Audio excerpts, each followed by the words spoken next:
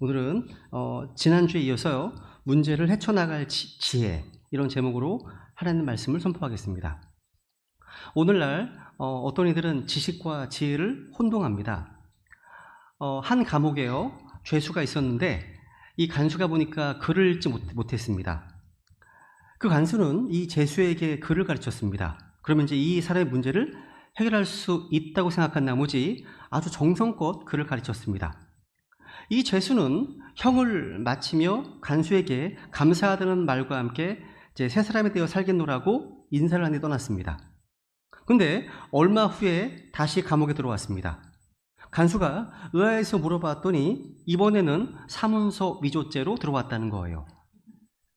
단순히 우리가 어떤 지식을 습득한 그것으로는 인생의 삶이 진정 풍요로워지거나 아름답게 되지 못합니다. 유대인들은요, 어떤 민족들보다 이 지혜를 중요시했어요. 이 지혜를 지식의 차원으로만 이해했으면 안 됩니다. 지식과 지혜에는 완전한 차이가 있죠. 지능도 높습니다. 공부도 많이 했습니다. 그런데 전혀 지혜가 없는 사람들도 되게 많이 있습니다. 지식은 있어요. 그 지혜가 부족한 사람들이 얼마나 있을 수 있다는 얘기죠. 컴퓨터나 스마트폰은 아주 잘 움직일 수 있는데 자신의 삶은 바르게 움직일 수 없는 사람들이 많습니다. 그 때문에 지혜가 없는 지식은요, 우리의 삶에 아무런 도움이 되지 않습니다. 성경은 이런 지식이나 어떤 정보 획득의 차원이 아니라 하나님과 나와의 관계, 우리와 다른 사람의 관계, 또 삶의 구체적인 현장에서 하나님을 영화롭게 할 수 있는 그런 차원에서 본 지혜를 강조합니다. 여러분이 많은 정보와 사실들을 머릿속에 저장했다고 그것을 지혜라고 생각하지 마세요. 인터넷으로 수많은 성경 공부를 하고 수많은 설교를 들어서 성경을 많이 인용할 수도 있고 성경의 교리를 잘 알고 있다고 해서 그것이 지혜라고 생각하지 마십시오. 여러분, 지식은 지혜와 달라요. 지식은 있는데 지혜가 없다는 말은요, 자동차는 있는데 핸들이 없는 것 같습니다. 그래서 파워는 있는데 자동차를 움직일 수가 없고 어떤 방향으로 지시할 수도 없죠. 많은 사람들이 이 머릿속에 많은 지식과 사실들을 저장하고는 있지만 정작 지혜로운 삶이 아닌 어리석은 선택을 하는 경우를 또 많이 보게 됩니다. 여러분은 산 정상에 오르시면 시야가 하늘에 다 펼쳐지지 않습니까? 그죠? 우리의 인생이요, 산 정상에서처럼 모든 상황을 분명하게 볼 수 있다면 얼마나 좋겠습니까? 그런 일이 많지 않습니다. 그러니까 우리의 삶 가운데 그런 산 정상에서의 경험은 가끔 있어요. 대부분의 삶은 골짜기에서 보냅니다. 깊은 골짜기, 또 어두운 골짜기, 그늘진 골짜기에서 보낸다는 겁니다. 그런 상황에서 우리는 지혜가 필요해요. 지금 내가 처한 현실과 상황이 암담합니다. 답답할 수 있습니다. 자기가 직면한 문제들을 어떻게 해야 되지? 앞이 보이지 않을 수 있습니다. 그때 우리에게 필요한 것은 탁 트인 하나님의 관점입니다. 이게 지혜예요. 지혜입니다. 저희 아이들이 어렸을 때요, 이제 크로앙스라고 하는 곳에서 엘리베이터를 탄 적이 있어요. 이제 7층에서 1층으로 내려가고 있었습니다. 내려가면서 매 층마다 사람들이 몰려 들어왔습니다. 거의 6층 되니까 꽉 찼어요. 그 사람들의 틈바구니 속에서 그 당시 6살짜리 조그만 상윤이가 이제 안 보이더라고요. 머리밖에 안 보이는 거죠. 상윤이 눈에는 모든 것이 엉덩이가 보이고 허벅지가 보이고 핸드백이 보였을 뿐입니다. 저와 같은 어른들이야 이런 공간에서 잘 참을 수 있습니다. 근데 키가 조그만 아이에게는 굉장히 견디기 어렵고 답답하지 않겠습니까? 되게 두려웠을 것 같습니다. 10,000원 엘리베이터 안에서 상윤이의 눈에 보이는 세계가 어땠을까요? 그 답답한 상황 속에서 상윤이가 두 손을 뻗쳐서 저를 바라봅니다. 그럼 제가 어떻게 할까요? 아이를 올려서 제 품에 올려주니까 되게 좋아하죠. 환하게 웃죠. 아무 문제가 없는 거예요. 이게 무슨 얘기예요? 우리의 삶도요, 이렇게 10,000원 엘리베이터 안에서 답답해하고 어려움을 느끼는 아이처럼 우리에게 직면한 삶의 문제들과 위기 앞에서 갇혀있을 때가 있습니다. 그때 우리가 두 손을 들어서 주님께 경배하고 기도하면 하나님께서 우리를 자신의 관점으로 끌어올려서 상황을 보게 하십니다. 그러면 그 답답한 상황이 굉장히 편해집니다. 평안해지겠죠. 여러분, 우리가 주의 첫날 경배를 드립니다. 이 경배, 예배는 한마디로 눈높이 시간입니다. 눈높이 시간. 그래서 여러분, 우리가 이 주일 경배에서 승리하지 못하면 세상에 승리할 수 없습니다. 예배를 소홀히 하거나 예배를 무시하잖아요? 그 성도들의 삶은 뻔합니다. 우리의 상황 관계 답답하고 염려와 근심 가운데 계시다면 뭘 해야 됩니까? 여러분의 보는 지혜, 눈높이를 조정해야 됩니다. 이 필요하다는 거죠. 어리석고 왜곡된 낮은 관점을 다시 리셋, 재조정해야 된다는 거죠. 그게 지혜예요. 오늘날 이 마지막 날들을 살아가는 우리 크리스찬들은 본문에서 보여주고 있는 에스더와 같은 지혜가 필요해요. 근데 이 지혜는 기도를 통해서 온다는 겁니다. 에스더는 하나님의 백성들을 다 멸하려고 하는 사악한 하만의 음모에 대해 수산에 있는 모든 유대인들에게 자신을 위해서 사흘낮 밤을 금식하면서 기도할 것 부탁했습니다. 그 기도의 지원을 받은 에스더는 죽으면 죽으리이다. 영어로 이제 if I perish입니다. 뭐예요? 망하면 망하겠다.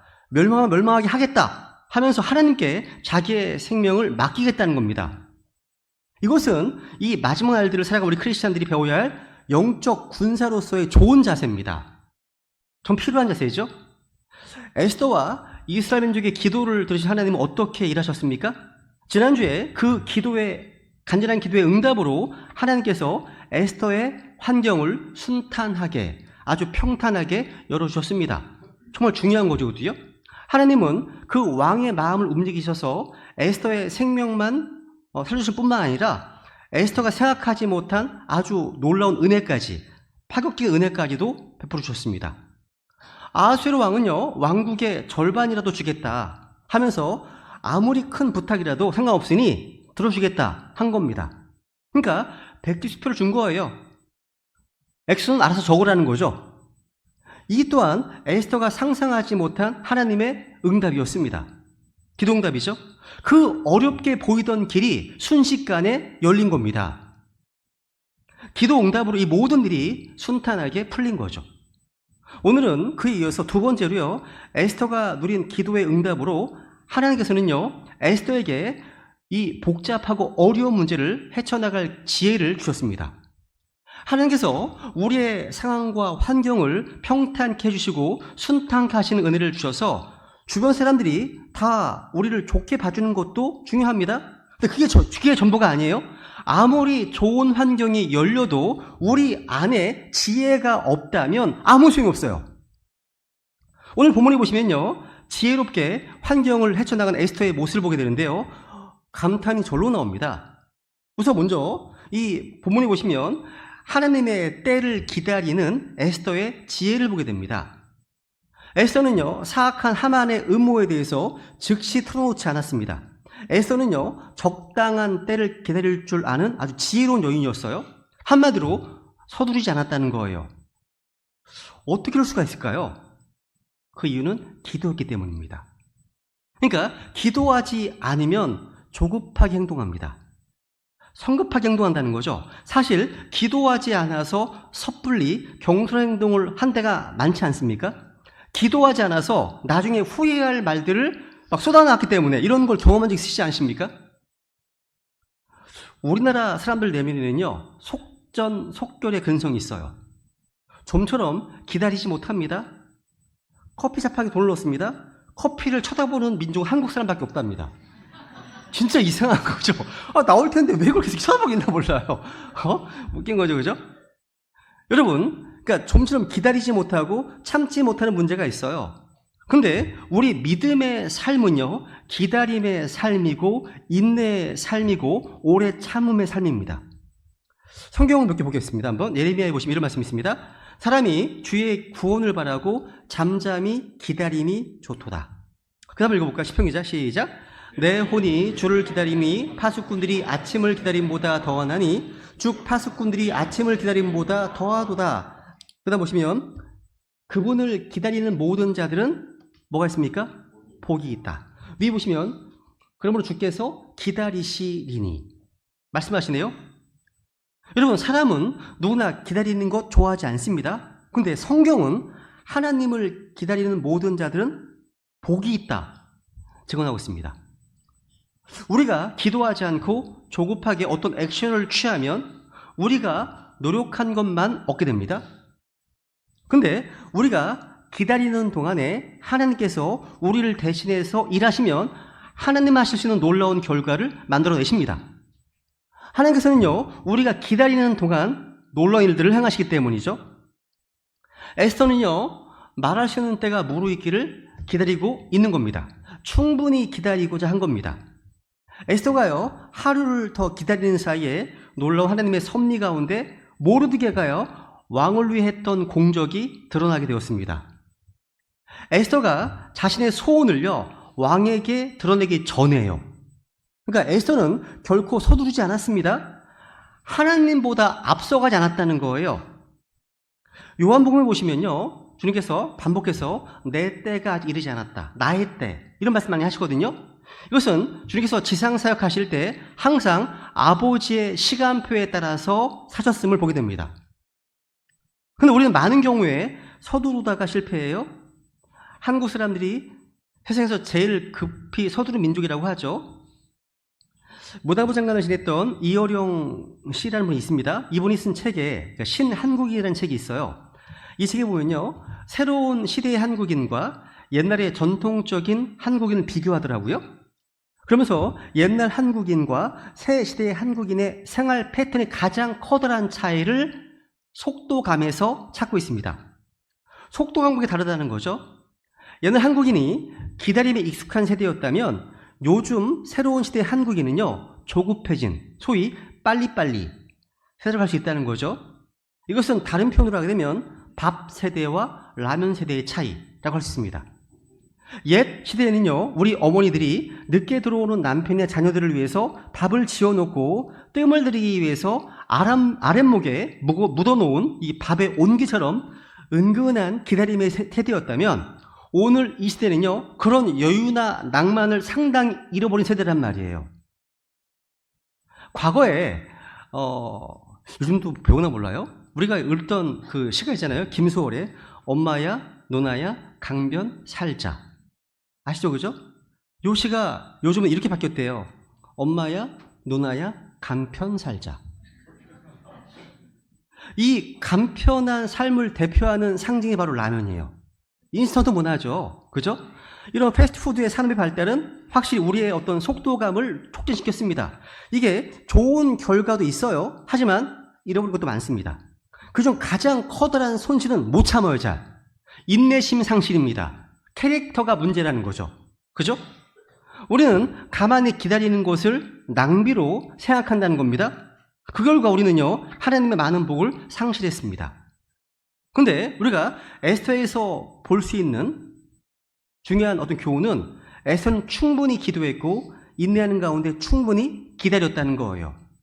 따라해보세요. 충분히 기도하자. 그 다음에 충분히 기다리자.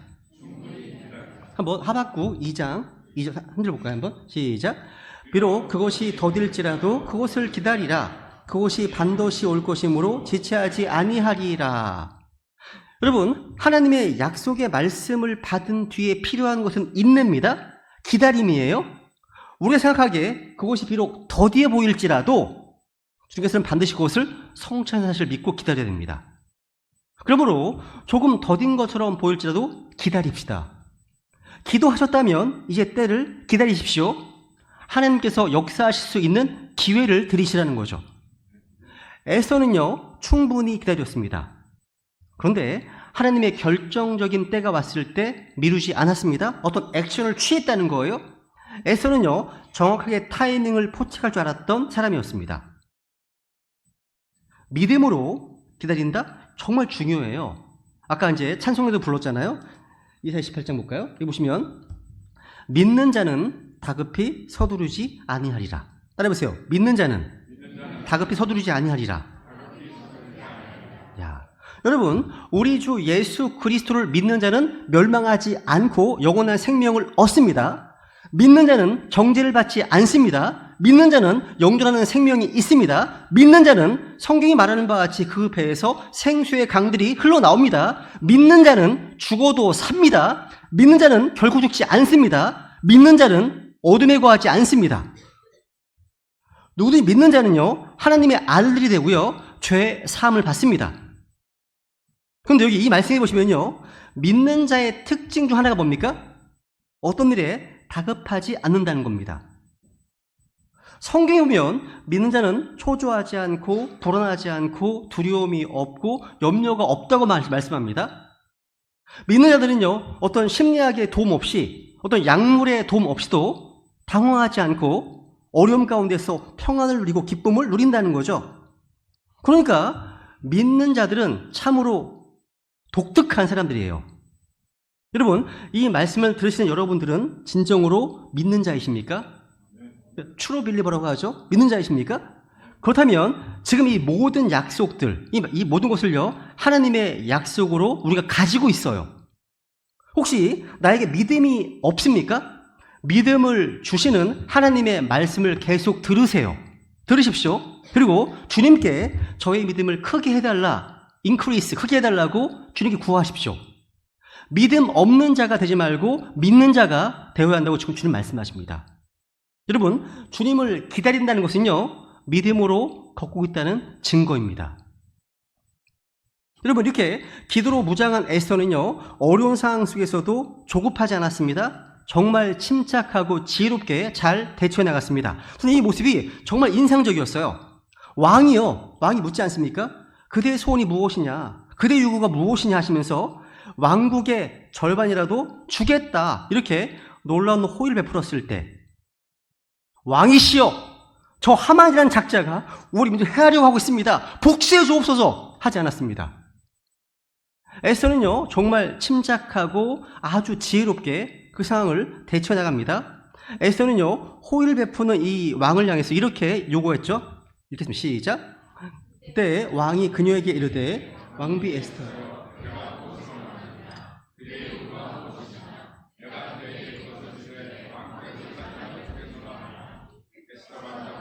왕께서 좋게 여기시거든 이날 왕과 하만이 내가 왕을 위해 예비한 잔치에 오소서 하매. 아니, 이 말씀을 읽으면서요, 이렇게 정말 급박하고 긴장된 상황에서 왜 뜬금없이 왜 잔치 얘기를 꺼낼까요? 여러분, 여기에는 놀라운 게 있습니다. 1장에서 살펴본 것처럼요, 아하수에로 왕은요 180일 동안 잔치를 열고도 아쉬움이 남아서 7일 동안 다시 잔치를 열 정도로 잔치광이었어요. 잔치광이었습니다. 에스더는요, 이런 왕의 특징을 정확하게 파악하고 그것을 공략한 거예요. 왕의 눈에 에스더가 얼마나 사랑스러웠겠습니까? 자기가 좋아하는 걸 지금 다 제시하고 있잖아요. 이런 거 보면 우리 가정에서 또 직장에서 그 상황을 가장 잘 알고 있는 사람은 목회자가 아니에요. 뭐예요? 그 속에서 사는 당사자죠. 그 당사자가 주님과의 어떤 기도를 통해서 하나님의 인도를 받는 게 정말 중요하구나 배우게 됩니다. 그죠? 이게 기도의 파워입니다. 기도의 힘입니다. 그날 저녁 왕은요, 하만을 대동하고 에스더의 잔치에 참석했습니다. 음식과 분위기 모두 최고였고 흡족해진 왕은 다시 한번 에스더에게 물었습니다. 6절 보세요. 6절에 보시면 시작.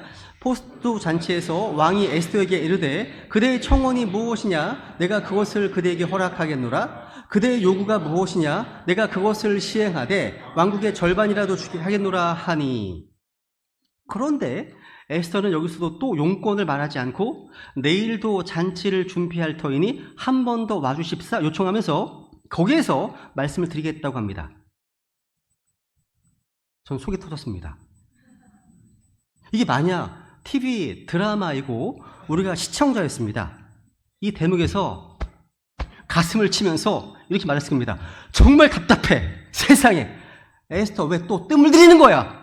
말을 하라고 말을. 이런 마음 아닐까요?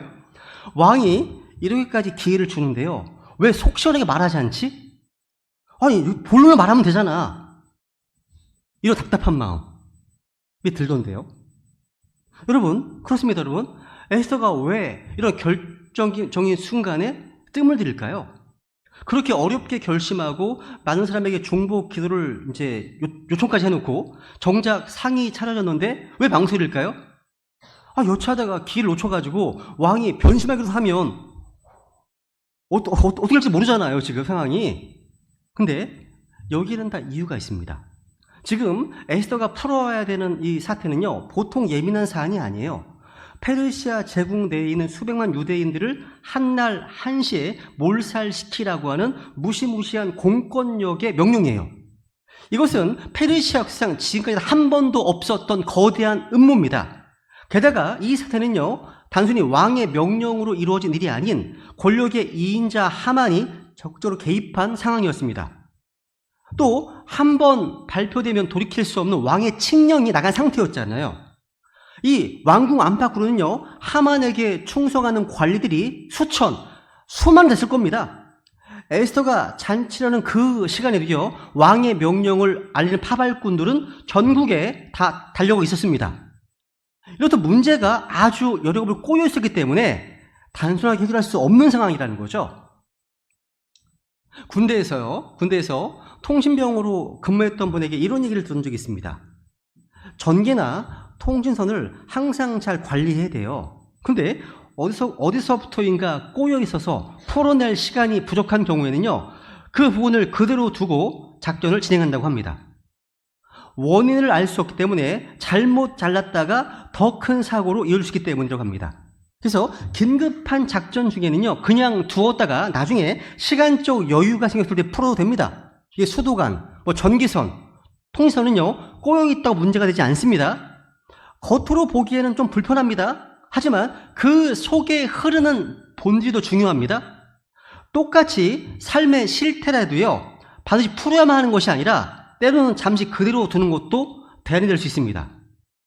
지금 에스더와 온 유대인들이 처한 상황이 그랬습니다. 인간적인 방법으로 섣불리 함부로 건드리면 어디서 잘못 폭발할지 모를 일이었다는 거죠. 이것은 오직 하나님만이 풀릴 수 있는 복잡한 실타래입니다. 에스더가요, 2번이나 기회를 누린 것은요, 에스더 자신의 우유부단함이 아닙니다. 기도하는 에스더 안에서 역사하시는 주님의 지혜이고 주님의 코칭입니다. 하나님께서는요, 에스더에게 왕에게 본론을 말하는 것을 2번씩이나 늦추게 하시면서 하나님께서 이 사태를 풀어갈 수 있는 하루의 시간을 벌게 하셨습니다. 이제 앞으로 남은 24시간 동안 하나님께서는요, 아무도 생각하지 못한 놀라운 일을 하십니다. 요거 이제 다음에 공부할 건데요. 보세요. 또 이런 에스더를 바라보는 아하수에로 왕이 어떠했을지 한번 상상력을 발휘해 보세요. 당시 왕은 절대 권력자였습니다. 감히 왕에게 기다리라고 하는 사람은 아무도 없습니다. 그런 왕에게요, 용건을 바로 말하지 않고 2번이나 기다리라고 하면서 시간을 끌다니, 웬만한 사람 같으면요, 아마 경험쳤을 겁니다. 그죠? 근데 상대는 다른 사람이 아닌 자기가 사랑하는 왕후 에스더였습니다. 지난 5년 동안 자기가 겪은 왕후 에스더는요, 외적인 아름다움도 아름다움이지만 그 인품과 지혜가 훌륭해서 왕국 내의 모든 사람들이 존경하는 인물이었습니다. 왕도 에스더를 대할 때마다 에스더에서 어떤 고귀한 기쁨을 느꼈을 거예요. 이런 사람이 이렇게까지 말을 아끼는 데는 그만한 이유가 있을 것이라는 어떤 생각을 했을 거라는 거죠, 왕이요. 무슨 얘기입니까? 평소에 좋은 간증을 보이고 신뢰를 얻는 것이 어려움의 시기에, 위기의 때에 얼마나 큰 도움이 되는지 모릅니다. 더군다나 하나님의 역사하심으로 지금 아하스로 왕은요, 에스더에게 왕국의 절반이라도 주고 싶을 만큼 마음이 활짝 열려 있어요. 소원을 말할 테니 하루만 더 기다려달라? 이 에스더의 말에요, 왕은 제가 보기에는 분노가 아니에요. 호기심과 의심, 이런 것이 강렬하게 일어났을 겁니다. 도대체 뭐지? 도대체 뭐란 말이야? 궁금했을 것 같습니다. 그래서 왕의 입으로 반드시 그 에스더의 소원을 들어주겠다는 약속을 2번이나 하게 됩니다. 2번째 말할 때는 하만도, 그 사악한 하만도 그 약속 현장에서 들었어요. 당시 절대 권력자 왕의 말은 곧 법이었어요. 이제 그 누구도 왕후 에스더의 소원에 이의를 제기할 수 없게 된 거죠. 특히요, 왕에게 중요한 개인적인 소원을 말하겠다는 자리에 많은 신하들 가운데 에스더가 유독 하만만을 거듭 초대한 것도 어떤 메시지였다는 거죠. 왕이 센스가 있었다면 좀 뭐가 이상했을 것 같아요.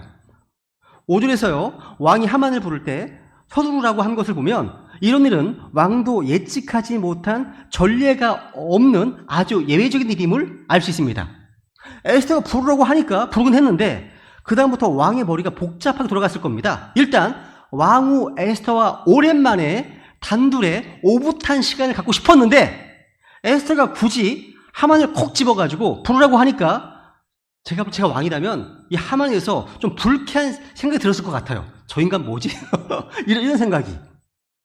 여러분, 왕은 보통 사람이 아닙니다. 왕은요, 현숙한 이 왕후 에스더가 아무 까닭 없이 이루어지는 않을 것이라고 생각했습니다. 이 왕은요, 왕후가 말하고자 하는 중요한 소원이 왠지 하만과 연관이지 않을까? 이런 생각을 어렴풋이 하지 않았을까 생각합니다. 페르시아 역사가에 의하면요, 아하수에로 왕은요, 그 누구도 신음하지 않았고 최측근들도 서로 견제하고 감시하게 하는 사람이었다고 합니다. 하만은요, 자신이 왕의 절대 신임을 받고 있다고 생각하겠지만 왕은 정치로 필요해서 그걸 이제 중요한 것 뿐이지 그를 완전히 신임하는 것은 아니었습니다. 아마 제가 아하수르 왕이었다면 왕후 에스더의 심상치 않은 말에 국정원이든 CIA 이런 자치적인 정보 조직을 동원해가지고 최근 하만의 동향에 대해서 알아봤을 것 같아요. 제가 왕이면 그동안 하만이 만난 사람들이 누군가, 하만의 재산 내역이라든지 주도하는 정책 등등 상당히 많은 내용이 그 다음날 잔치 전까지 왕의 데스크 위에 올라갔을 것 같습니다. 이것 또한 하나님의 놀라운 섭리 일부가 아니었을까 생각됩니다. 하나님은요, 에스더에게 이런 지혜도 주셨습니다. 이것은요, 교만하고 잔혹한 하만의 성정을 역이용하는 것이었습니다.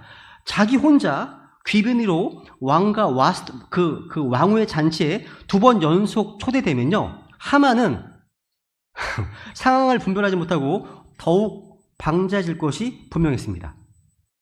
그러면 반드시 자기도 모르게 왕의 심기에 거슬리는 어떤 실수를 할 것이고 이로 인해 하나님이 어떻게든 역사하실 것을 에스더는 믿었습니다. 그리고 그녀 이삭은 적중했어요.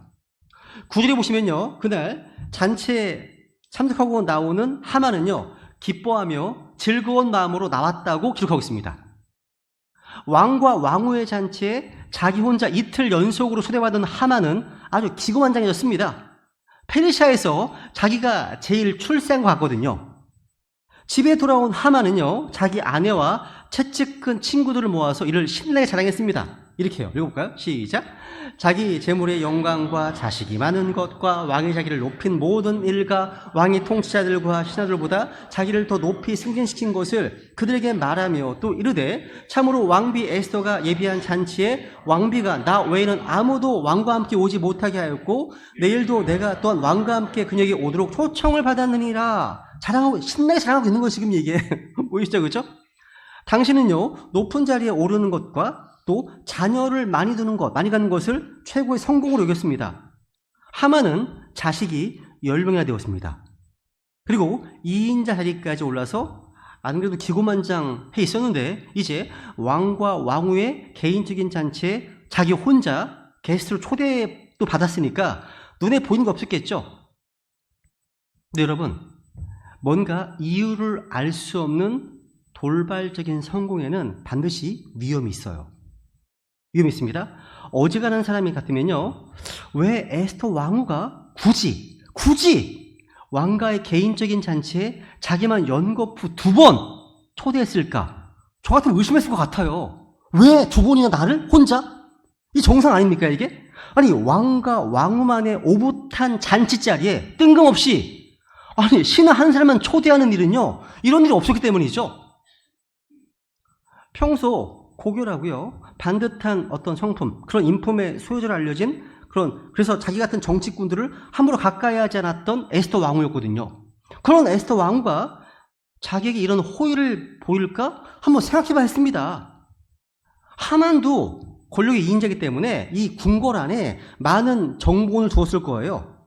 그래서 여러분 알아보려면 에스더 왕후의 배경에 대해서 조사해보면 유대인이었네? 모르드게의 사촌 동생이었네? 알아낼 수 있었을 겁니다. 알아내려면요. 또 에스더가 시녀들과 함께 지난 3일간 금식했어? 기도했어? 이 사실. 근데 공교롭게도 수산시의 모든 유대인들이, 수십만의 유대인들이 같은 시간 3일 동안 금식 기도했대. 뭔가 커넥션이 있네? 알았을 거예요, 이거. 그죠? 근데 하만은 전혀 그런 생각을 하지 못했습니다.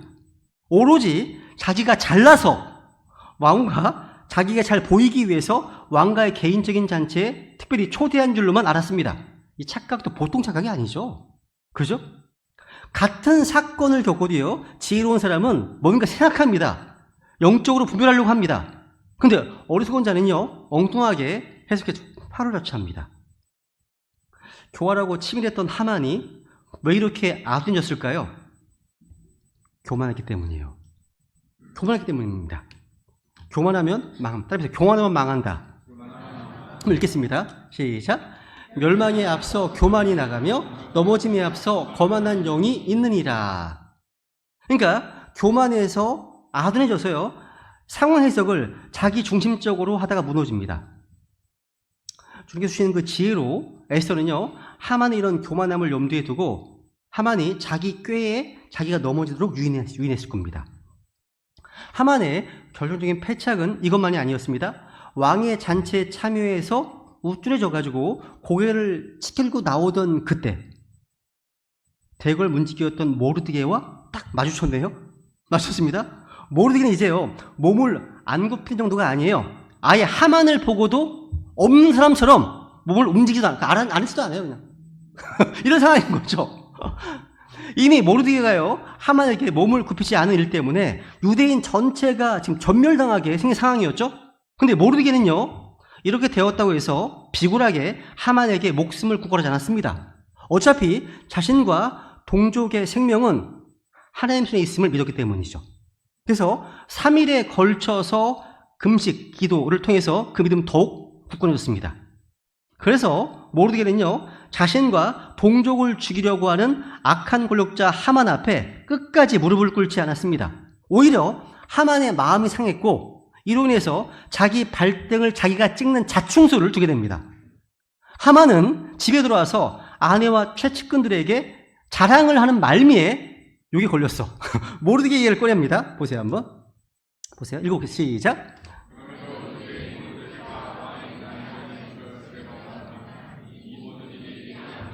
됐습니다. 아무튼 참 한심한 말 아닙니까? 왕의 신임을 받은 2인자 자리에 있으면서도 지금 대궐 문지기 한 사람이 일어서지도 않고 몸을 굽히지도 않는다는 이유로 이 모든 일이 되게 아무 소용이 없어. 여러분, 교만의 극치는 자신을 반대하는 사람을 견디지 못하는 거예요. 우리가 하나님도 아닌데 어찌 약점이 없고 어찌 실수가 없겠습니까? 어찌 우리를 반대하고 비판하는 사람이 없겠습니까? 근데 그걸 견디지 못하고 불같이 화를 내면서 그 사람을 죽이려고 한다면 영적으로 병든 겁니다. 교만한 거예요. 그럼 읽어볼까요? 그때부터 시작. 그때 그의 아내 세레스와 그의 모든 친구들이 그에게 이르되 당신은 높이가 50규빗인 교수대를 세우고 내일 왕께 모르드게를 거기에 매달아 달라고 말한 뒤 왕과 함께 즐거이 잔치에 가서서 하므로 하만이 그것을 기쁘게 여기고 교수대를 세우게 하니라. 야, 교수대? 이 나무의 높이가 50규빗, 그러니까 25m예요. 와, 엄청나지 않습니까? 25m 너무 높은 겁니다. 교수를 세웠습니다. 그러니까 하만의 아내와 친구들, 하만에게요, 왕께 추청해서 모르드게를 거기에 매달라고 했습니다. 그렇게 해서 모든 사람 앞에서 수치스러운 죽음을 당하게 되면 모르드게의 분한 마음이 풀리지 않겠느냐 하는 거예요. 한마디로 유유상종이죠. 유유상종입니다. 악한 하만 옆에 있는 사람들 다 하나같이 하만처럼 악하고 야비한 사람들이었기 때문에 이런 아이디어를 낸 겁니다. 하만은 이들의 생각이 너무 마음에 들었습니다. 문지기로서 감히 2인자에게 몸을 굽히지 않은 모르드게는 수산시의 모든 유대인들이 알고 있는 저항의 상징 같은 인물이었습니다. 그런 모르드게를 공개 처형한다? 이것은 다른 유대인들에게 심리적으로 아주 큰 효과가 있을 겁니다. 이것은 앞으로 닥쳐올 재앙이 어떤 것인지를 그들에게 미리 알려주는 공포심 조장이 충분했다는 거죠. 이걸 보면요, 하만의 수준을 알 수 있습니다. 왕 다음의 권력자라는 사람이 처리해야 될 나라의 중대 사안이 얼마나 많은데 이렇게 하급 공무원 하나를 죽이기 위해서 왕에게 직접 호소를 한다니, 이게 정말 얼마나 한심한지 모릅니다. 어떻게 자기에게 주어진 권력을 그렇게 사적인 감정풀이 수단으로 쓴단 말입니까? 그죠? 그런데 하만 이 악한 계략은 생각지도 못한 하나님의 개입으로 인해서 하룻밤 사이에 전혀 엉뚱한 방향으로 뒤집어집니다. 여기에 지가 매달립니다. 여기에요. 10편에 보세요. 시작. 보라, 그가 불법으로 산통을 겪으며 해악을 수태하여 거짓을 낳았도다. 그가 구덩이를 만들고 그것을 파더니 자기가 만든 도랑에 빠졌도다. 그의 해악이 그의 머리로 되돌아오며 그의 난폭한 행위가 그의 정수리에 떨어지리로다. 그러니까 자기가 뿌린 대로 자기가 거두고 자기가 행한 대로 자기에게 돌아온다는 말씀입니다. 하만은 모르드게를 매달아 죽이려고 높은 장대를 세웠다가 그 교수 때에 자기가 매달려 죽게 되는 자승자박인 거죠. 그죠? 그러니까 지금까지 내용을 보면요, 우리는 에스더가 정말 지혜를 겸비한 사람임을 알 수 있습니다. 우리는요, 하나님의 뜻이 분명한 어떤 일을 추진할 때도요, 지혜로워야 됩니다. 아무리 목표가 좋아도요, 조급하거나 방법이 서투르면 일을 망치게 됩니다. 무슨 일이든 간에 서둘러 추진하기보다는요, 매 순간 기도하는 가운데 주님의 인도하심을 기다릴 줄 알아야 됩니다. 무슨 일이든지 조급한 자는 실패를 자초하게 됩니다. 하지만 하나님의 지혜로 때를 기다리면, 또 인내하면 소원을 이루게 되기 때문입니다. 한마디로 에스더의 상을 보면요, 호랑이에게 물려가도 정신만 차리면 산다. 우리나라 속담이 떠오릅니다. 그 상황이에요. 에스더가 상대해야 하는 하만은 최고 권력자에다가 교활하기 짝이 없는 능수능란한 정치군입니다. 그런데 정치 경험이란 전혀 없는 에스더가 그런 어떻게 이렇게 침착하고 지혜롭게 잘 대처했겠습니까? 그 비결이 바로 야고보서 1장 5절 말씀입니다. 읽을게요. 시작. 너희 중에 어떤 사람이 지혜가 부족하거든 모든 사람에게 너그러워 주시고 꾸짖지 아니하시는 하나님께 구하라. 그러면 그분께서 그것을 그에게 주시리라. 이것이 기도의 위력입니다. 우리가 하나님 앞에 기도하면 주님께서 지혜를 주십니다. 기도로 나아갔던 에스더가 누렸던 복이 이것 아닙니까? 저는 우리 베데니 가족들의 모든 지체들이 이 기도의 중요성을 깨닫고 기도 응답에 충만한 복을 누리기를 원합니다. 미국의 16대 대통령이었죠. 에이브라함 링컨. 아실 겁니다. 이 링컨은요, 구원받은 성도예요. 성도입니다. 또 지혜로운 지도자로 알려져 있죠. 링컨이 이런 말을 했습니다. 나는 어려울 때마다 무릎을 꿇고 기도한다. 나는 충분한 지혜가 없지만 기도하고 나면 특별한 지혜가 머리에 떠오르곤 한다 라고 고백했습니다. 자기가 어떻게 지혜로운 정치가가 됐었는지를 고백한 겁니다. 여러분, 누가복음에는요, 예수님의 어린 시절에 대한 말씀이 이렇게 기록되어 있습니다. 읽어볼까요? 시작. 아이가 자라면서 영이 강하게 되고 지혜가 충만하였으며 하나님의 은혜가 그 위에 있더라. 예수님께서 이 땅에 오셔서 성장해 가시는 과정을 묘사한 말씀입니다. 저는 이 말씀이 영적 성장을 원하는 모든 크리스찬들이 붙잡아야 될 말씀을 생각합니다. 이 말씀 안에는요, 참으로 귀한 균형이 담겨 있습니다. 여기 아이가 자라면서 육적인 성장이죠. 그리고 영이 강하게 되고 지혜가 충만하였으며 이게 영적인 성장입니다. 무엇보다도 이런 일이 가능하도록 그다음에 하나님의 은혜가 그 위에 있었습니다. 우리와 우리의 자녀들에게 이런 균형 있는 성장을 위해서 하나님의 은혜가 머무는 그런 축복이 있기를 원합니다. 예수님께서는요, 이런 지혜가 충만하셨기 때문에 사역하시는 동안마다 끊임없이 만나는 수많은 대적들에 대해서 놀라운 지혜로 대처하셨습니다. 우리도 이 악한 세상과 맞닥뜨렸을 때 이런 여러 가지 문제들을 해결할 수 있는 능력, 그런 지혜가 필요하죠. 그때 꼭 해야 될 일이 있습니다. 예수님께서 모든 일을 시작하실 때마다 기도하셨던 모범을 본받아야 됩니다. 몇 개 볼까요? 주님은 고비마다 기도하셨거든요. 시작. 그 당시에 그분께서 기도하러 산으로 나가사 밤새도록 하나님께 기도하시고 날이 밝음에 그분께서 자기 제자들을 부르신 뒤 그들 중에서 12명을 택하여 그들을 또한 사도라 일컬으시니라. 여기 나오는 그 당시에가 뭐죠? 바로 12제자를 택하시기 전에 기도하신 겁니다. 예수님에게 12제자를 뽑는 일이 얼마나 중요하고 정말 중요한 일이겠습니까? 그 일을 앞두고 주님께서는 밤새도록 하나님께 기도하셨습니다. 다른 데 볼까요? 시작. 그때 그들이 죽은 자를 둔 곳에서 돌을 옮겨 놓으니 예수님께서 눈을 뜨시고 이르시되 아버지여, 아버지께서 내 말을 들으신 것을 감사하나이다. 아버지께서 항상 내 말을 들으시는 줄을 내가 알았나이다. 그러나 곁에 서 있는 사람들 때문에 내가 그것을 말하였사오니 이것은 아버지께서 나를 보내신 것을 그들이 믿게 하려 함이니이다 하시니라. 그분께서 이렇게 말씀하시고 큰 소리로 외쳐 나사로야 나오라 하시니. 와, 지금 죽은 나사로를 살리셨습니다. 죽은 나사로를 다시 살리시는 놀라운 신적 사역을 행하기 전에 간절히 기도하신 겁니다. 이렇게요. 하나만 더 볼게요. 하나만 더 보겠습니다. 시작. 그분께서 그곳에 계시면서 그들에게 이르시되 너희가 시험에 빠지지 않도록 기도하라 하시고 그들에게서 물러가 돌을 던지면 닿을 수 있는 곳으로 가셔서 무릎을 꿇고 기도하여 이르시되 아버지여, 만일 아버지의 뜻이거든 이 잔을 내게서 옮기시옵소서. 그러나 내 뜻이 아니라 아버지의 뜻이 이루어지기 원하나이다. 지금 어떤 상황이죠? 십자가를 지시기 직전이죠.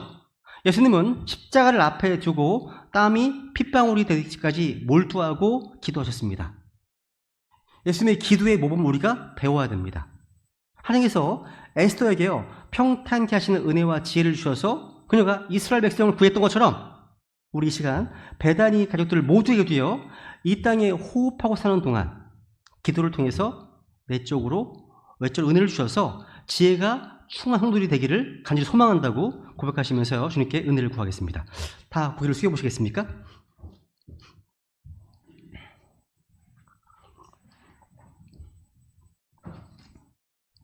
혹시 지금 이 말씀을 들으시는 분들 가운데 아직 구원받지 못한 혼이 안 계십니까? 그렇다면 지금 주 예수 그리스도께로 나와 구해야 할 기도 제목이 있습니다. 진짜 이렇게 구하십시오. 하나님, 저는 죄인입니다. 죄인으로 태어나서 하나님을 거슬러서 수없이 많은 죄를 지었음을 고백합니다. 그러나 이 죄의 문제를 해결해 주시기 위해서 나를 사랑하신 하나님께서 육신의 몸을 입고 이 땅에 오셨습니다. 그분의 이름은 바로 예수님이십니다. 예수님께서 의로우신 분으로서 죄인인 저를 대신하셔서 제가 지은 모든 죄를 대신 짊어지시고 십자가로 가셨습니다. 그 십자가에 흘린 보배로운 피로 말미암아 저의 모든 죄값이 지불되었습니다. 제가 받아야 될 죄에 대한 심판을 예수님께서 대신 받으셨습니다. 지금 이 시간 저를 구원하시기 위해 십자가에 죽으시고 지옥에 가셨다가 삶을 다시 부활하신 예수 그리스도를 저의 구원자와 주님으로 믿겠습니다. 결단합니다. 주님 약속하신 대로 구원할 수 있도록 도와주시옵소서. 예수님을 제 마음에 모셔드립니다. 제 안에 들어오셔서 저에게 영원한 생명을 주옵소서. 이렇게 기도하시기 바랍니다. 또한 우리 하나님께서는요, 구원받은 저와 여러분에게 그 기도에 응답하시는 분이십니다. 하나님은 다른 이들의 마음을 움직일 수 있는 전능하신 하나님이십니다. 여러분의 남편 가운데, 아내 가운데, 자녀들 가운데, 부모님 가운데 구원받지 못한 분이 계십니까? 여러분이 사랑하는 분이 계시지만 너무 완악해서 구원받기 어려워 보이는 분들 계십니까? 그렇다면 에스더처럼 금식하면서 기도하십시오. 하나님을 알지 못하는 아하수에로 왕이만 움직이셔서 에스더에게 은총을 베풀게 하신 하나님을 기억하십시오. 그리고 하나님께서 역사할 수 있는 그런 기회를 드리십시오. 그 하나님의 때를 믿음으로 바라보십시오. 조급하게 하나님의 때를 기다리지 못해 일을 그러실 수 있음을 주의하십시오. 에스더는 기도를 통해서 하나님의 때를 기다리는 가운데 지혜롭고 신중하게 처신했습니다. 우리 시간 하나님, 저에게 지혜가 필요합니다. 약속하신 대로 지혜가 부족한 저에게 이제부터 보여주는 지혜를 충만히 부어주옵소서 구하지 않으시겠습니까? 이 기도를 통해서 우리 인생의 전환점이 마련되기를 구하시면서 이 시간 주님께 은혜를 구하시겠습니다. 같이 기도하시겠습니다.